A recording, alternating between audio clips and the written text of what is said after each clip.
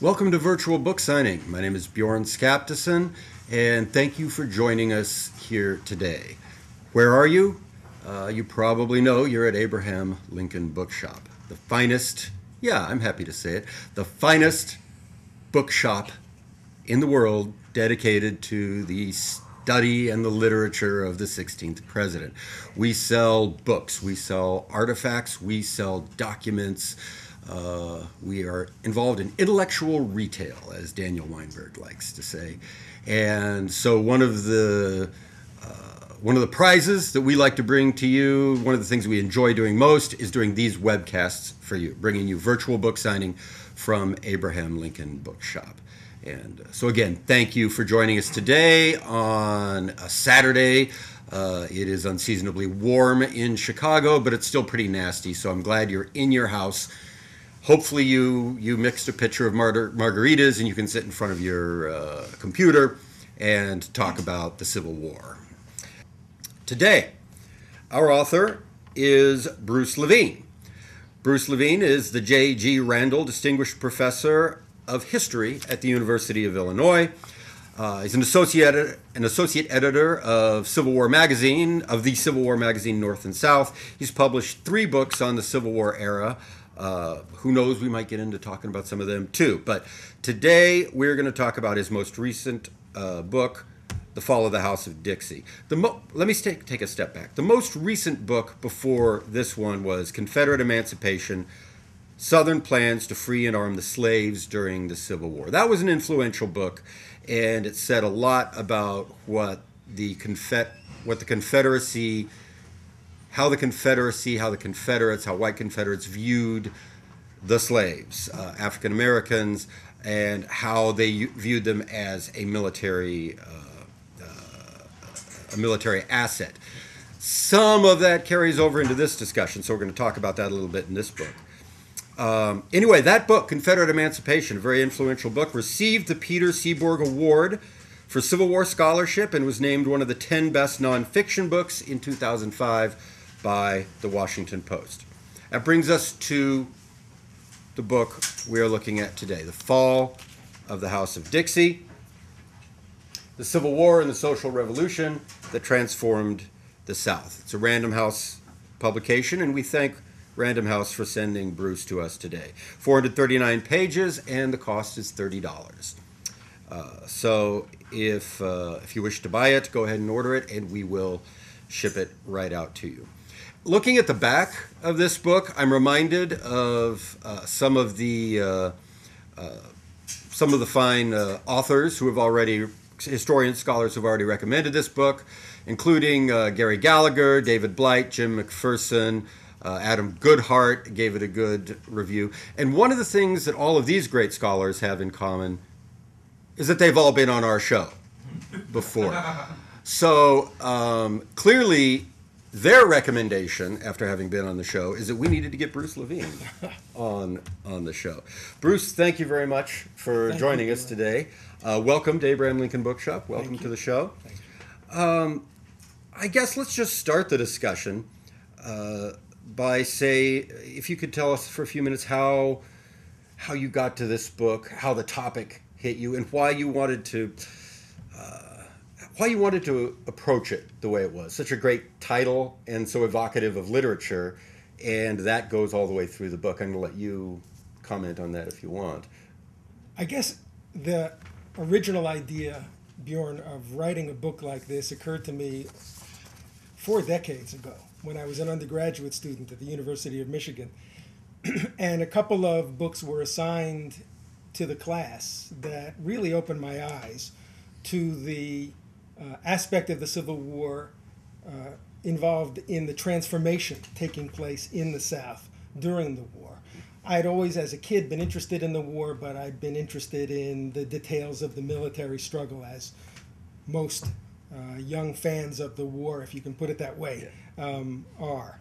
But these two books, one by McPherson himself called The Negro Civil War, and the other one called by W.E.B. Du Bois, Black Reconstruction in America, focused on what this war really meant for the transformation of society and how various parts of the Southern population were involved. But as I was then growing up and then going to school, I saw less and less of that in most of the books that were assigned, or even most of the books on the groaning bookshelves in the bookstores on the subject. So in the back of my mind was always the idea of writing something about this that would take advantage of the tremendous amount of scholarly literature that has been produced over the last 30 years about the role of the slaves and the former slaves and the northern free black population and dissident southern white people, as well as the lives of pro-Confederate forces, and to try to write this in a way that was accessible to an educated but non-academic public. Mm-hmm. Okay. Again, the title, The Fall of the House of Dixie, and I'm very proud to say we have a very literate customer base, and I think everyone's going to recognize that as a reference to Edgar Allan Poe. You're making somewhere in this book there's going to be a connection between literature and right and the South. How did that hit you? And you can take a minute and tell us how that struck you, where you saw that, and why that came into this book. Well, one of the most interesting, most detailed, and best known diaries kept during the war is kept by Catherine Stone, who was a young woman living on a very large, I believe, 1,200 acre plantation in the Mississippi Valley in Louisiana. And she tells the story of sitting on the veranda of their plantation mansion one day with the rest of her family when someone whom she calls a runaway Negro runs before them. And her brothers pursue him and they can't catch him. And all this is after the war has just begun. They're beginning to realize that their large slave population and those of their neighbors are taking heart from the beginning of the war in the belief that their own condition is about to change. So the slave owners and their families are getting very nervous about it. This incident makes her nervous about it. And so she writes in her diary that in order to escape from these concerns, she's decided to spend some time reading some literature. She picks the works of Edgar Allan Poe. And while we don't know exactly which works, she does say that she tried to avoid his most hideous stories, considering the state of her mind. Well, The Fall of the House of Usher is not especially hideous. And so it occurred to me that this might be one of the things she did indeed read. And the story of the House of Usher is told in the first few pages, even before the table of contents here, where this immense, seemingly solid structure owned by this very wealthy old family eventually proves to have a major fissure running through it, a major source of weakness that's not visible at first, but suddenly announces itself through tremors and groaning, and eventually the house collapses. And it seemed to me that that was a good way of introducing the idea that the House of Dixie, the slave-owning South, was in many ways comparable to this. Here was an immense, imposing structure that seemed destined to last forever, but that also proved to have not one, but indeed a series of faults, which under the pressure of the war worsened and worsened until that structure, the slave-owning South, collapsed. And it all came down very quickly. And it all came down quickly and very dramatically on the owners of the house. I like the chapter titles that you've chosen, and they stick with that literary theme. Chapter titles are like The House of Dixie, Securing the Mansion, A Ray of Light Shines Briefly Through the Rafters, The Walls Gave Way. I was privileged when I was an undergraduate to take my Civil War class from Philip Shaw Paladin at Kansas University, and he loved to teach Civil War with literature. We had to read Moby Dick. you know, how does for you as a historian, and this might even burst the bounds of the book a little bit, but as a scholar, how does contemporary fiction help you with getting to know these people, getting to know the people you're trying to describe? Well, let me broaden it even further. Okay. And broaden it beyond print literature to include film. I was extremely moved by the film Glory. Okay. It made a tremendous impression on me. I think it's one of the very best films about the Civil War. I had a similar reaction to Cold Mountain, and then went back to read the novel after seeing it in the film. Those two films and the novel Cold Mountain, I think, do give a reader a good sense of at least those two aspects of life and death during the Civil War. The story of the 54th Massachusetts Regiment raised during the war after the Emancipation Proclamation. In the case of Glory, the case of white dissidents, white critics of the Confederacy, in that case in North Carolina, and what they underwent during the Civil War as a result of their lack of support for the Confederacy. Both of those subjects are, I think it's fair to say, pretty deeply interwoven into the fall of the House of Dixie.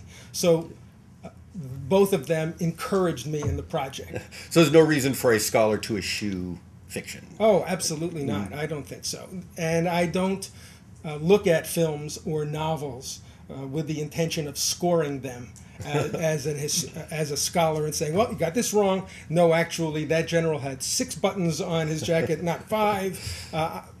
I believe in giving a great deal of artistic license. As long as you've got the general gist right and you tell the story or show the story well, it's fine with me. Yeah, honesty. If there's honesty in it, then right. That particular artistic medium will succeed in its own.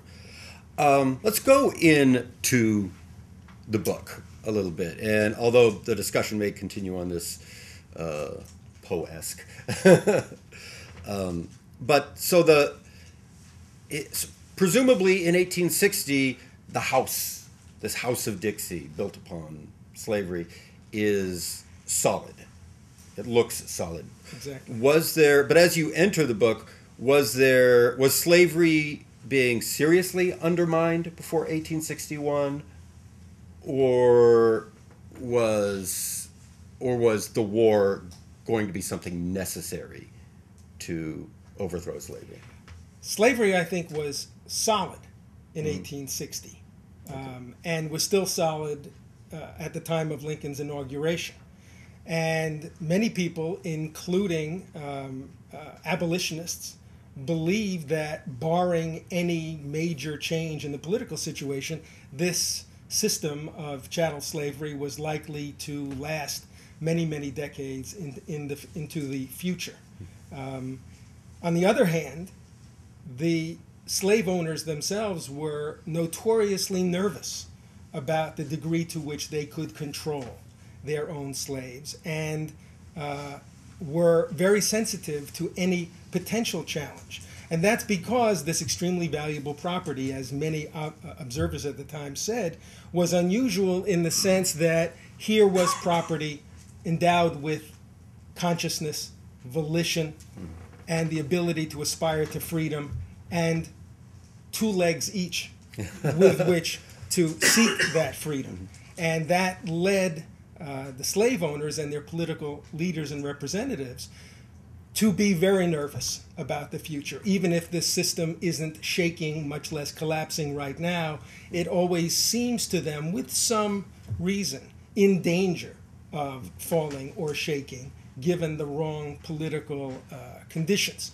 And the wrong political condition is, in this case, the election of a president who's attached to a party That is, for the first time in American history, a large political party dedicated to trying to bring an end eventually to this system.